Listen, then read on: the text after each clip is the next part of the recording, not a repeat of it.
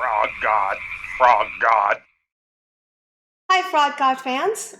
Your two tadpoles here today are going to talk with Elizabeth Murphy about a module that came out in February for the Love of Valentine. Hi, Elizabeth.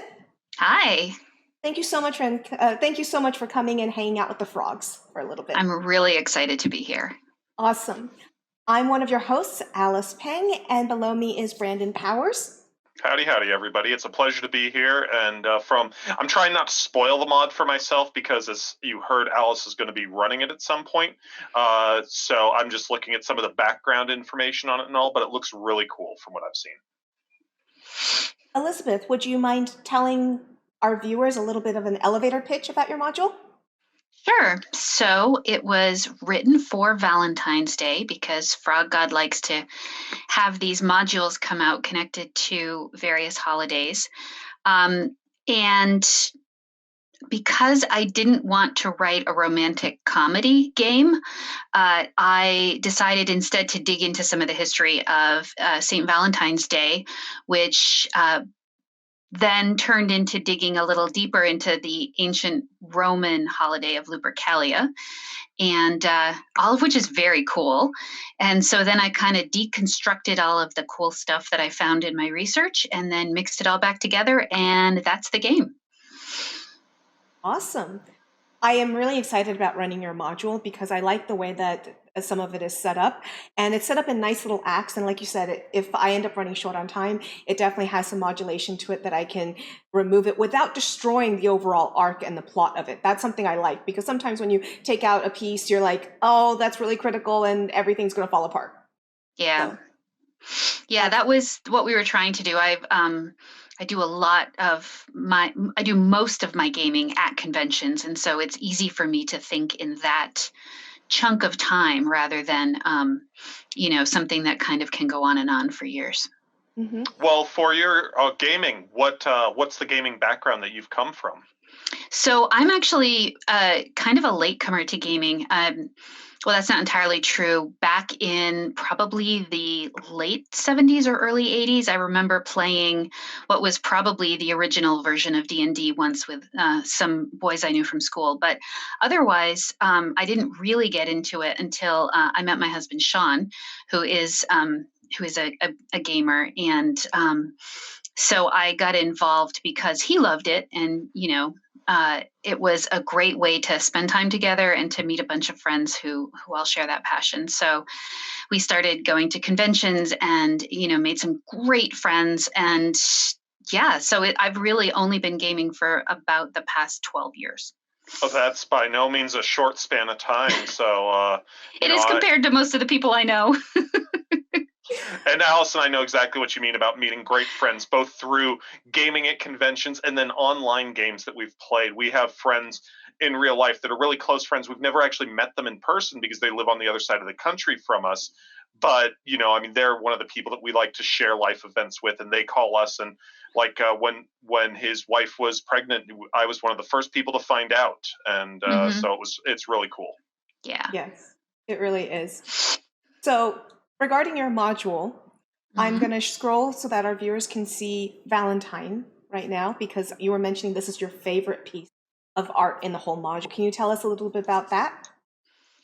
So Valentine quickly became the cornerstone of the whole game. He is the reason that everything happens. So that's a lot to put on an NPC, but he's he's a cleric and he is someone who is pushing a new religion that is based on love. And so as we all know from history, that tends to really get you into trouble. So I really wanted him to be a strong character. And my biggest concern waiting for the art to come through was to make sure that he didn't come across as someone who was sort of goofy or was, a little bit hapless or just silly. Like I didn't want him to be silly. I wanted him to be sincere because you have to really buy into what he's all about in order for all of this to work. For the character art, by all means, I see some strong ties between the look that he has and the look that we commonly associate with, somebody who was preaching that same kind of, turn the other cheek religion in our own world. Right. Well, parts of his story are loosely based on Saint Valentine, who was an early saint who lived in the Roman Empire. And so he's got that Mediterranean look to him for sure, and hopefully that just sense of kind of being a loving person coming through in his picture. So, looking at the background of the adventure, there's something that really did catch my eye, and in the Lost Lands, you have this world where you have clerics that are literally able to conjure miracles all the time. But Mhm. here, you're talking about how the problems are being. Some people believe these problems that are facing the current society are because people aren't being devout, and that's kind of what's leading to this new religion. And I thought that Mhm. was a really interesting choice in a world where the touch of the divine is there. Can you speak on that at all? Um, I we have inserted this into the Lost Lands universe, but I have to admit I don't come to the story from a really, really strong grounding in it. So it wasn't really me coming up with the story didn't have as much to do with the wider story arc of Lost Lands, and it really has more to do with just the way that I imagined these characters interacting. And then when I would sort of bounce ideas off of Edwin, he was able to steer me in directions where it could, insert itself in and sort of nestle into that wider story arc. But to be honest, I can't really speak to what's going on in the rest of that universe.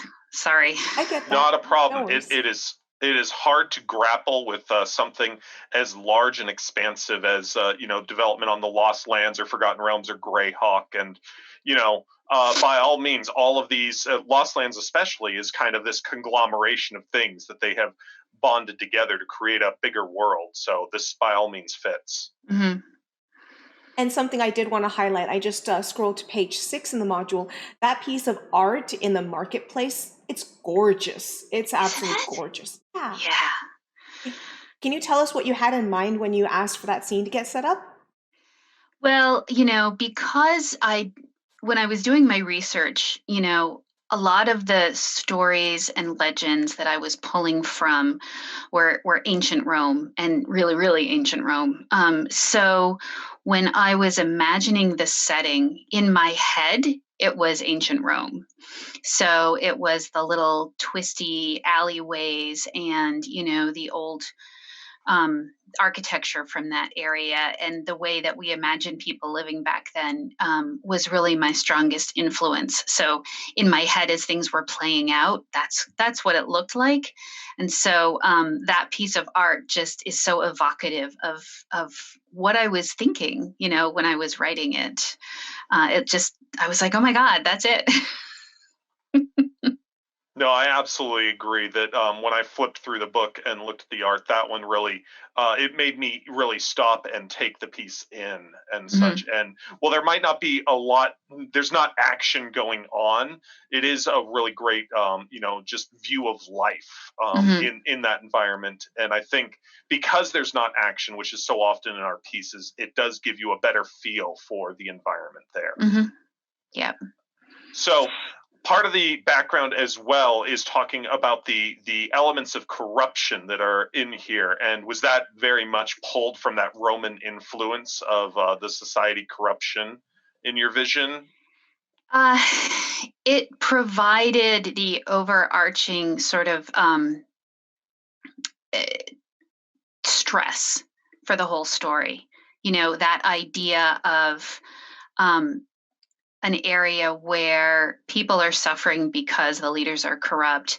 And then to contrast that with someone who's walking around saying, we all need to love each other and, do the right thing. And, whether you're talking about Lost Lands or ancient Rome or, the present day, like that is just it's a recurring thing. And I think one of the things that I love about gaming is no matter where you are, whatever universe you're playing in, the background story is the same, right? Whether you're dwarves, battling, uh, an evil empire, or it's Call of Cthulhu and you're trying to get to the thing and stop it before it happens, or whatever. Like, it's a recurring theme in life forever, as far back in history as history goes.